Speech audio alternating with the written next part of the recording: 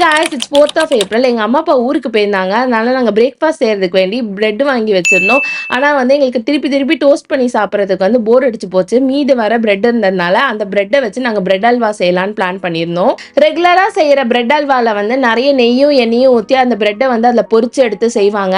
எனக்கு அவ்வளோ நெய்யும் எண்ணெயும் ஊற்ற வேணாம் அப்படின்னு இருந்தது.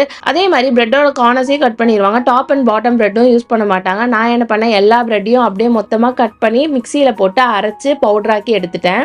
கொஞ்சோண்டு நெய் ஊற்றி அதில் முந்திரியை வறுத்து எடுத்துக்கணும். அப்புறம் மிச்சம் இருக்க நெய்யில் பிரெட்டையும் போட்டு லேசாக வறுத்து எடுத்துக்கணும். அப்புறம் சீனி பாகு காய்ச்சி நம்ம வறுத்து வச்சிருக்க பிரெட்டை ஆட் பண்ணி நல்லா மிக்ஸ் பண்ணால் அல்வா பதத்துக்கு வந்துடும். மேலே ஒரு 2 ஸ்பூன் நெய் ஊற்றி நல்லா மிக்ஸ் பண்ணி விட்டதுக்கப்புறம் வறுத்து வச்சிருக்க முந்திரியும் கொஞ்சோண்டு பாதாம் எடுத்து குட்டி குட்டியாக கட் பண்ணி மேலே போட்டால் அப்படி பிரெட் அல்வா ரெடி ஆகிடும்.